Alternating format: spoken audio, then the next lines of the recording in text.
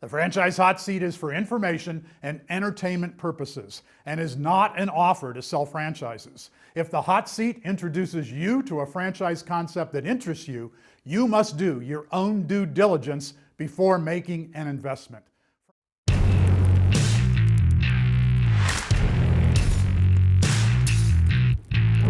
Welcome to the Franchise Hot Seat. I'm your host, John Hayes, Director of the Franchise Center at Palm Beach Atlantic University. Next up in the hot seat, we feature a new franchise concept to be evaluated by our Dream Team. Let me introduce you to the Dream Team for this presentation. These elite executives are superstars in their industries and in franchising. CEO of United Franchise Group, Ray Titus. Co-founder of Crank Enterprises, a venture marketing company, Brian Margolis. Vice President of Global Franchise Development and Integration for TBC Corporation, Lenny Valentino Jr. And CEO of Exploring Your Potential Ventures, Jennifer Kuchel. Now welcome to the hot seat, the founder of Fancy Art, George Voden. Good morning, I'm George Voden with Fancy Art NFP. Framed art is an essential found in every home and every office. It's a big ticket item, high profit margins. And today we live in an image conscious society. More than ever, people want to establish their own individual identity. With that said, this is the only industry I know of that's not mature and fully developed. The problem is that typically artists are attracted to this business, and they'll be the first to admit that they're not very good business people. Typically, most shops are very small, poorly merchandised, have a limited selection. And when they do get an order, they farm it out through an antiquated distribution system that's made up of many layers of middlemen, each taking a profit. And so by the time it reaches the consumer, it's perceived as being very difficult to do and expensive. People don't like doing things that are difficult and painful. Think about taxes. So we created concepts and innovations that make it fun and easy. And once people discover that they can create a personal masterpiece to their taste and within their budget at a reasonable price, it's like Build-A-Bear Workshop for grown-ups. They love it and they keep coming back again and again. So how do we do this? I'm in one of our galleries right now. First, you'll notice that it's spacious. And when people come in, there's over 100 framed artworks in different tastes and treatments to give people an idea of the type of things that they can create for themselves. And then we have our point of sale device, which is a handheld computer that makes it very fast and easy for the customer to tweak it to their taste and their budget. And then once the order is taken, after the customer leaves, the associate double checks the order to make sure everything is correct, puts it in a cradle, he pushes a button, and the order is transferred over the internet to a local hub where most of the work is done, which means that the individual shops don't have to buy a lot of expensive equipment. They don't have to allocate space for equipment. They don't have to have the learning curve to know how to do the many different processes. They don't have the leftover materials, and they don't have to have the employees that would be normally necessary to do that work. And by doing this, the hub and spoke business model combines the best of both brick and mortar, giving people the personal attention that they want and need, with the speed and efficiency of the internet. And by doing that, we're able to cut out all those middlemen, and typically our prices are 20 to 50% less than the competition. One of the other innovations we have is we have a patented racking system that displays over 4,000 different frame moldings. And I'm just going to turn this for a second so that you can see this. All of these, notice it's out in the open so people can take things off the wall and try different things. The importance of that is that as people are trying different things and tweaking it to their taste and their budget, they're embracing the outcome. Now it becomes something that's personal to them that they've created, and price becomes secondary. Also, each of the frame moldings, in most shops, there's dollars per foot on the back of the molding. If you took a molding off the wall and you saw that it was $20 or $30 a foot, that might be a turnoff. So we use a numbering system. goes from 1 to 15. I tell our customers that the higher the number, the more expensive the molding, and we put it in the handheld computer. It'll tell us a price, and they can use that as a gauge to go up or down from there. But it hasn't scared them from going forward. And there's many different things that we do. Also, in the point of sale device, it's built in. We have a lending policy. If somebody sees an artwork that they like, but they're not quite sure how it'll fit in their space, we'll let them borrow it. Just like you check out a book at the library, they can take it home, live with it for a couple days, make sure it works before they commit to it. This sets them at ease. And the other thing it does is, when you bestow trust to people, they reciprocate. So it's a way of building a relationship with them. And I can't tell you the number of times that we've had people who've never framed before. And once we get them started, they come back again and again, many times framing anywhere from 50 to 100 things with us.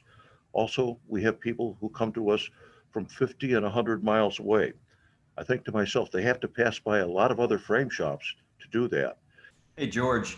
So, I appreciate you coming here today. First of all, congratulations on building such a strong business. I think you're entering now that scalability. How do you become a franchise? How do you grow and get others to invest and be part of your brand, right? I admire the fact that you recognize this opportunity that you have to what I see reinvent your industry. There's a couple things that I heard you say. Simplicity, affordability, things that you're doing that you beat the competition in. One thing to kind of consider too, though, is the fact that we're living in a different era, and you're starting to see more online custom frames pop up, being just a click away. That also provides simplicity and affordability. So to me, what I'm hearing is a big opportunity for you to step up and change your reinvent your industry, really. But we got to get rid of some of the stuffiness, in my opinion. Bring in some more of that technology, reshape the in-store experience itself, and better represent yourself online. To me, the big focus of what I'm seeing here is to really focus on your user experience, right? Don't just be an in-store and an online frame shop, right? We have other people that do that. That market's already there. And sure, you're already doing it better than them, price is better than them, but you have an opportunity to really reinvent your industry, not let alone your brand. Be a destination, create entertainment, be different, give your customers a real experience, and maybe even expand your offerings.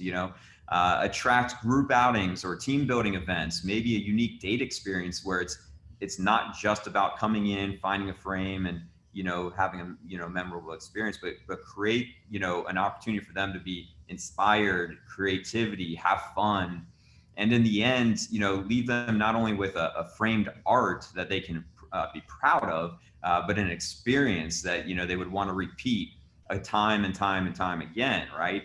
That is what fancy art to me can become. And from a user experience is going to enter a whole nother side of your business and kind of open up other doors. If you do this, and you're not only going to pique the interest of today's consumer, but I truly believe you'll have a whole new generation of franchisees knocking on your door. And when we talk about getting leads and franchise development and growing your franchise business, it's a new generation of franchisees and investors coming in the mix. And they're looking for some of these real entertainment value experiences that you can provide. So just kind of keep that in mind. Fancy art can be much more than just an in-store and online frame shop. I really think you have an opportunity to re-envision and create some exciting opportunities within your industry. Quick question for you is really based off of that, I'm curious to know, what is it that you see the vision for the future of not just not just for your brand, but the framed art industry as a whole? I think that's going to be important. And how do you see fancy art pioneering this change in your industry? I mentioned earlier that we live in an image-conscious society. And I saw a study that said that the human mind interpolates a picture 64,000 times faster than it decodes written words. So the art that we have has a lot to say about our lifestyle, our values. If you think, you know, did you know that 35% of millennials have tattoos somewhere on their body? This is a way for them to distinguish themselves, to establish their individual identity. If you think of the internet as a barometer of human emotion, think of what are the most popular social websites: YouTube, Facebook, Instagram, Pinterest, Snapchat. The one thing they all have in common are pictures. So, what better way is there for people to establish their individual identity than with the artwork that they own? Regarding this is one industry that'll never be taken over by the internet. It's a touchy-feely thing. People want to see the textures, colors, the proportion of size. Yep. And hey, George, quick, just observation. When I hear what Brian's talking about, and really he's feeding off of what you actually said, which was it's a Build-A-Bear scenario for adults. And I'm not really getting that sense if it's being done off premise.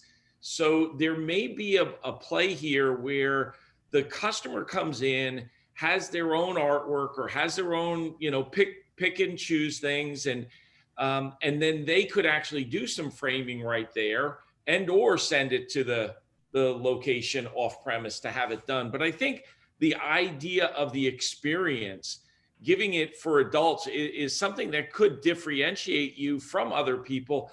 Some of those businesses out there that have done the painting with wine and other areas like that have really taken off in different markets, but it's almost kind of like a one and done scenario where you've done it once or twice with some friends. You don't keep going back to something like that. This you would. So you have a really good opportunity here, I think, to take advantage of that. So do you have a space in the store that will allow people handheld computer? Yeah, maybe I didn't clarify it well enough. This is our point of sale device. And again, everything is done in-house. There's 4,000 frame moldings, there's 3,000 mat boards to choose from. And so there's a lot of different choices people can select to their taste and within their budget. So all of that is done in-house. But after the customer leaves, then the order is transferred over the internet through our local hub. And that's where most of the work is done, where it's assembled, all the pieces are assembled, and then returned back to the shop where it's finished and delivered to the customer. So from the customer's standpoint, everything is done here. Okay. They don't see that back end. Yep, no problem. I get it. Jennifer, what do you think? I can only imagine what it might be like to build off of what Ray said and what Brian said about like going on a date and taking photos of this really cool evening we had or afternoon we had, and maybe going to your store and going into maybe a cafe like setting. Like you have a lot of square footage there. You could probably carve out an area and put cafe tables and maybe a big screen somewhere. Let people experience, like kind of capture that experience they had together. I mean, I would remember someone very fondly if I had artwork on my wall that represented a really special time that we had. I think I love the idea that Ray had and that Brian had. One question I had for you is actually two quick questions. Who is your target audience, both for your consumers and your franchisees? It's ubiquitous. Art and framing is every age group. I framed things for that children have done who are 4 and 5 years old. I've framed things for people who are in their 90s. 80 or 90% of the time, people are bringing in things that they bought elsewhere. Somebody once said to me who wants to frame something that they got 2 or 3 blocks away? It's nice to have a story behind it. And so it's universal. And it's not only framing pictures, but as you said, people can email me a picture from their cell phone and we can print it either on paper or on canvas. When we do it on canvas, we apply an acrylic gel to it so that when it's finished, it looks like an oil painting, and people love that. Um, and so there's so many different profit centers and ways, treatments that we can do for people to personalize it, again, to their taste and within their budget. If I could just add for 1 minute, you said that art will never be taken over by the internet.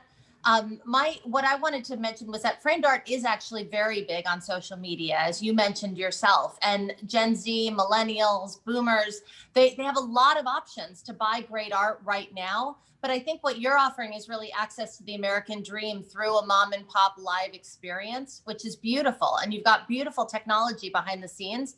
I worry that some of your best assets are maybe being buried. And that also includes your branding. I'm finding the branding a little bit confusing, and sometimes it's buried low in your webpage. I'm also seeing another brand, D-Divi, somewhere, which I'm not really sure what that means.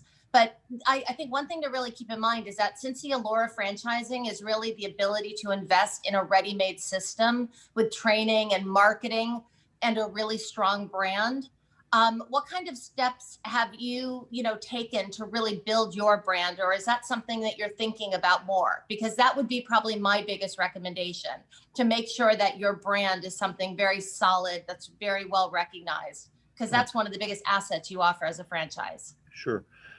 And going back a little bit to what Brian said, during normal times, on occasion, we'll have an artist showing. We'll have a local artist, and we'll invite the community to come in and have hors d'oeuvres and wine and music, and just make it a nice social event that they can enjoy and relax. So, and it's a way of bringing the community together. First and foremost, congratulations on the business that you're able to achieve. I think with any business, it comes down to an emotional connection to people. People being the consumer, people being those that come into your facilities and so forth. Really, when I examine and I'm digging deep and understanding more about your industry and your business, it seems like there is brick and mortar, which is traditional. And we know that during this pandemic, brick and mortar has suffered tremendously, i.e., all your competitors out there. So there's an opportunity, I believe, because you're on the infancy of this. You presented technology, which you have from a handheld model for ordering, plus also technology of demonstration of this. So with any business, I don't care what I'm in, I look at how am I going to be a destination, or how I'm going to be a disruptor in the industry, and how could I be different. So as you look at your business presently right now with the emotional connection, I see it different. I see that you have to focus on your model and the refinement of your model, not to just to be a me too. So how can you do that? Which will lead into my questions. A couple things. One, an emotional connection. I see this as an opportunity of a way of life for someone that is getting into business. So with a way of life, that being, if you're going to track someone into the model, it could be on a part-time or full-time perspective. The other way that it could be also is in a store within a store concept. You mentioned emotional connection, local artists. What better ambiance is there of coffee? And maybe you're having a location that's within there. I call it store within a store, non-traditional. The other one is going to the consumer. And how do you do that? Mobile. And you create a mobile aspect in which you get individuals that will present to groups, and they will have parties, and that could be across all tiers. And you get involved with organizations, high schools, and so forth. So my question to you is, have you identified opportunities that are not traditional brick and mortar, where you can either be a disruptor or you can go to the destination of individuals? Have you tried that? And if so, what were the successes or what were the failures of that, sir? Thank you, Lenny. Yeah, actually, the pandemic has been good for our business. We're doing more since people are confined more in their homes, staying home more. They want a way to brighten their spirits, and what better way to do that than to decorate the walls of their home and to have it looking nice when friends and relatives come over. Also, under current circumstances, they're going to be entertaining more in their homes. They're going to have it looking nice for friends and relatives when they come over. I noticed that there's a picture behind you, and how would you like to have a billboard about your product or brand and have it in every person's home. Well, art becomes a focal point of conversation. And many times people will say, "Oh, where did you get that done?" Or, "Oh, I love the way that looks." And so it leads to a conversation about the artwork. And that's why I said many times we'll have people who come to us from 50 and 100 miles away because they've seen the artwork that we've done for people. Understood. And Understood. See, George, I see with your opportunity, which would lead to my second with your business. You want to have a hub and spoke. You want to identify the possibility of going out there with franchising. I think you need to focus on your model for the differentiator that's out there. If your model is going to be a home model where it can be store to home and you have these agents which are part of that, or it could be a store within a store of an active base if you have relationships with smaller businesses or large entities. I look at a synergy of having your brand in furniture outlets where it becomes another destination or something of that. I think when you go traditional with your own brick and mortar and be it by itself, it increased the cost factors that prohibits you for the ability of franchising and going out there, sir. Hey, George, I mean, this is some great conversation, and I think everyone on the Dream Team is definitely tapping into a vision that at least we see for your business, your franchise, and really your industry as a whole. Ultimately, it's really time to take a look at the business that you've been running for many years and the future of what you want to do in the space of franchising and creating a name for yourself and an industry shift and ultimately for the frame itself. So, to me, I think it's about thinking outside the frame, be bold, be big. Don't just reframe your franchise brand, reframe your entire industry. You're sitting on something special. You have the foundation for it. You have the distribution, the setup for it, the technology for it. Honestly, it's now about making it sexy, putting on some bells and whistles and packaging it up and making it a real entertainment experience on top of it. There's a lot you can do with it. I know I personally would love to join you on this journey. It sounds like a lot of these other Dream Team folks are very interested as well. And, if you're willing to shake things up, and I'm talking about flip it upside down, repackage this thing, you're onto something. You could be doing something really special here. So, I think we appreciate ultimately, you coming on and sharing your story. Unfortunately, we are all out of time today. But I will say, let's all keep in touch, and who knows, maybe we'll all get together at the next experience that we see of the reinvented fancy art. How about that? Well, thank you again. Hopefully, I put you in the proper frame of mind, and I'll look forward to any follow-up that you might have. Thanks for joining us for the Franchise Hot Seat. And remember, our purpose is to inform and educate. We are not selling franchises. Do your homework before investing in any business.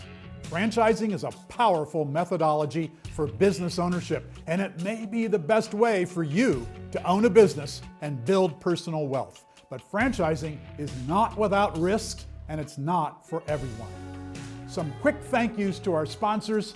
Since its founding in 1999 by IFA Hall of Fame honoree Tariq Fareed, Edible has been at the forefront of supporting franchising and entrepreneurship as a path to the American dream. Support your local Edible franchise outlets.